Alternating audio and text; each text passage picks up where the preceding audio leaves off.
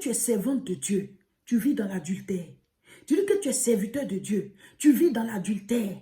Vous vivez dans la fornication. On prêche devant les gens, on manifeste l'onction, mais en sous-marin, on sait ce qu'on fait.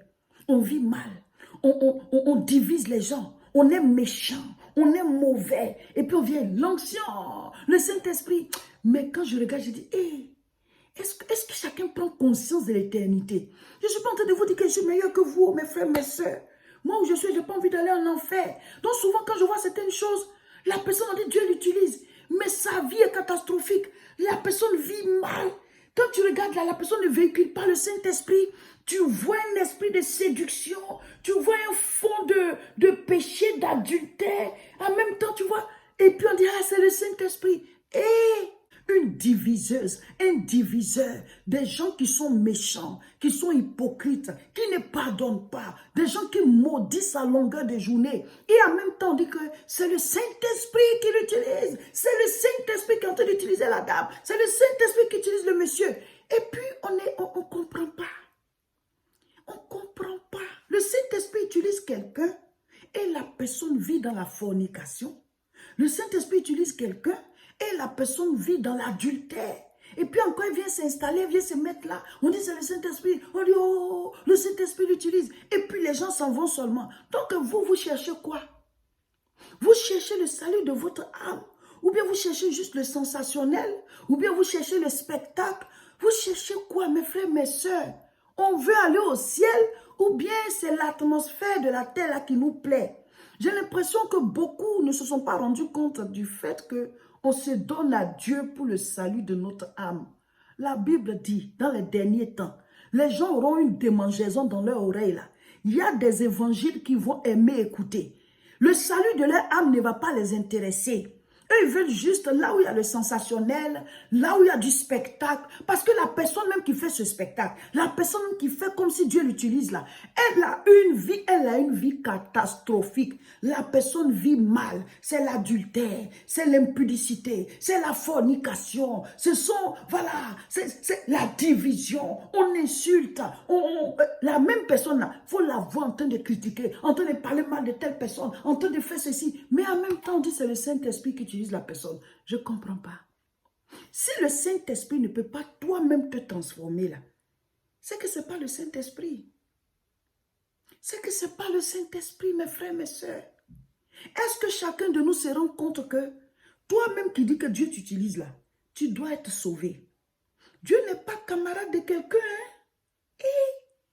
Dieu n'est pas l'ami de quelqu'un. Hein? L'apôtre Paul dit, je traite durement mon corps pour ne pas être rejeté après avoir prêché aux autres. Si l'apôtre Paul peut être rejeté, nous qui sommes nous? Les gens blaguent avec le salut de leur âme. C'est terrible. Les gens jouent. Ça dit que tu dis que tu es servante de Dieu. Mais rien en toi ne donne envie d'aller au ciel.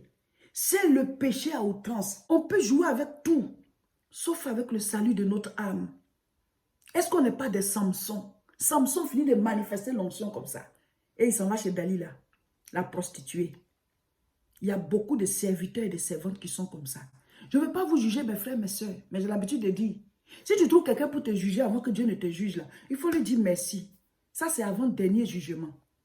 Et j'ai prêté ma bouche à Dieu. Ce que je vous dis là, c'est valable pour moi. C'est valable pour moi, mes frères, mes soeurs. On est comme Samson. Onction! Et puis après, tu es chez Dalila. Onction! Et puis après, là, tu sais ce que tu fais. Dieu voit tout. Dieu voit tout. Et on ne sait pas quand on va mourir. Mes frères, mes soeurs, la mort surprend. Dieu n'est pas le camarade de quelqu'un. Dieu n'est pas le camarade de quelqu'un. L'apôtre Paul dit, je traite durement mon corps pour ne pas être rejeté après avoir prêché. Si Dieu peut rejeter l'apôtre Paul, nous on est qui? On est à quel niveau?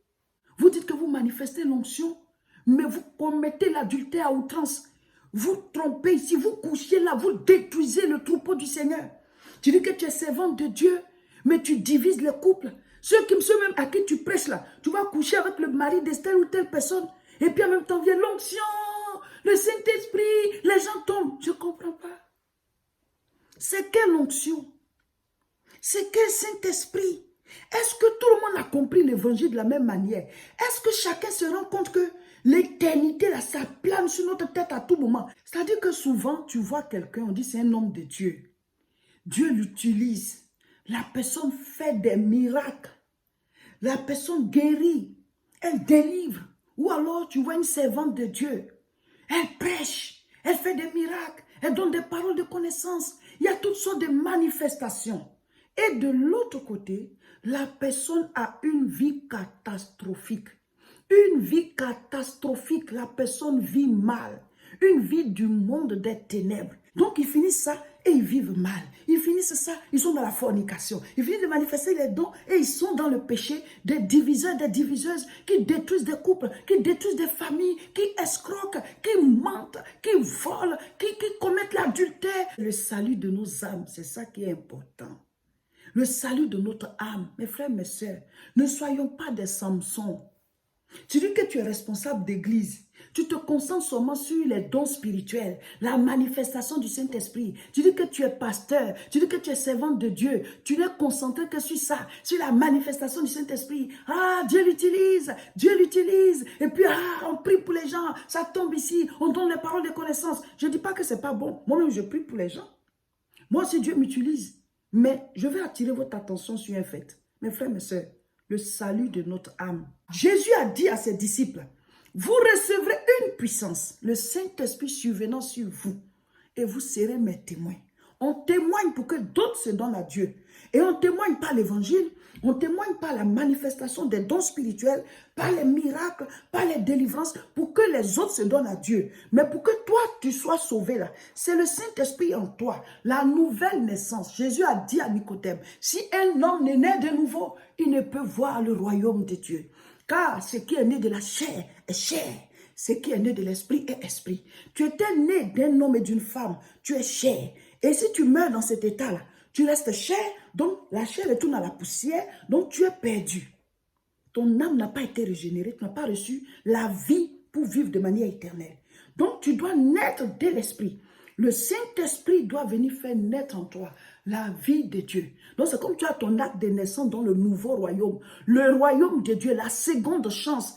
Quand le premier Adam a péché, Dieu a fait venir Jésus-Christ comme le second Adam. Donc nous avons une nouvelle chance d'avoir une vie éternelle avec Dieu, celle que nous avons ratée en Éden.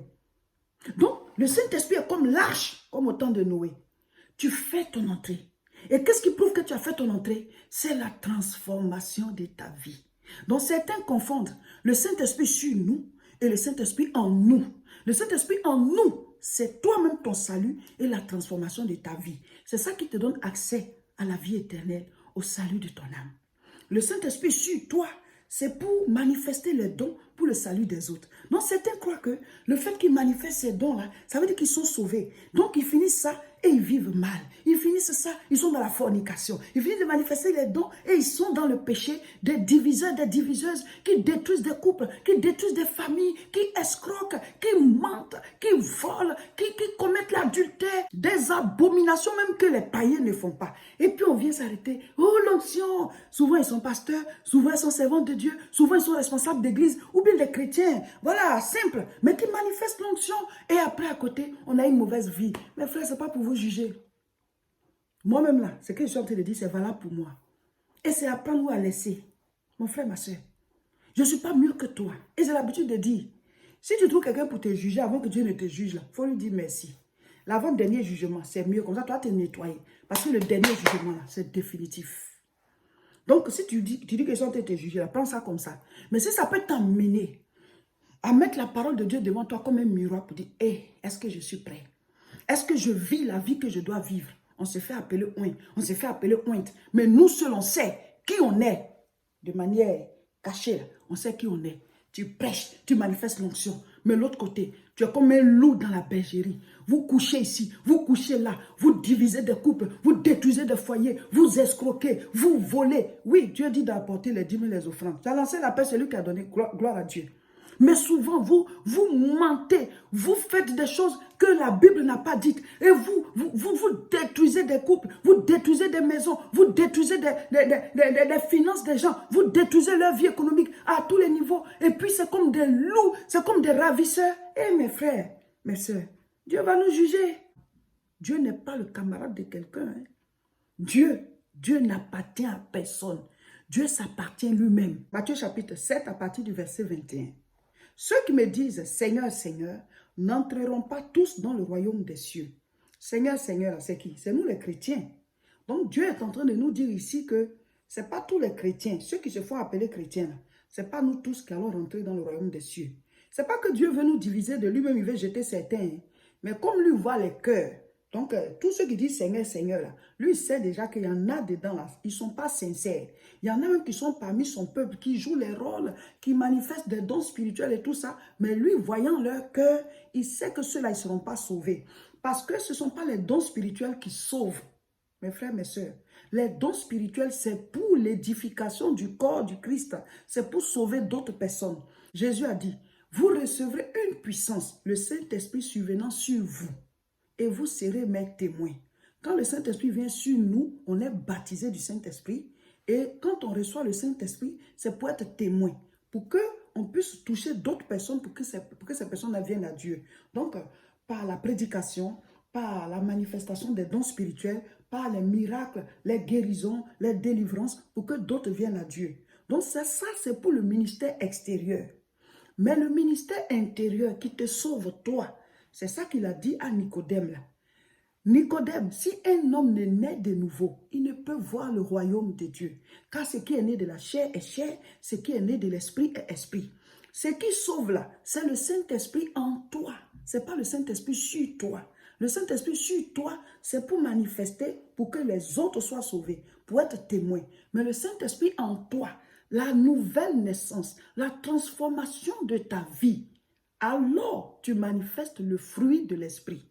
Les dons de l'Esprit, c'est pour sauver les autres, pour la guérison des autres, pour l'édification du corps. Donc chacun manifeste le don pour les autres. Les autres manifestent le don pour toi, toi tu manifestes pour eux.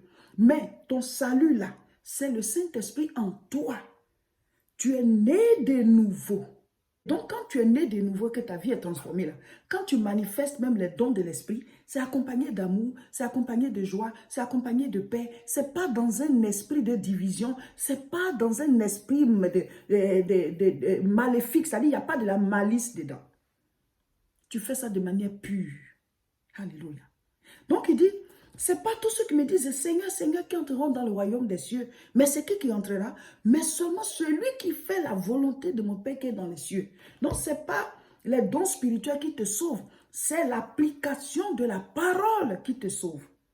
Les dons spirituels, c'est pour sauver d'autres. Ils voient la manifestation de l'esprit, ils voient les miracles, ils voient les dons spirituels. Ah, on a prophétisé sur eux, ça les gagne à Dieu. On prêche l'évangile, ça les gagne. On reçoit le Saint-Esprit pour être témoin.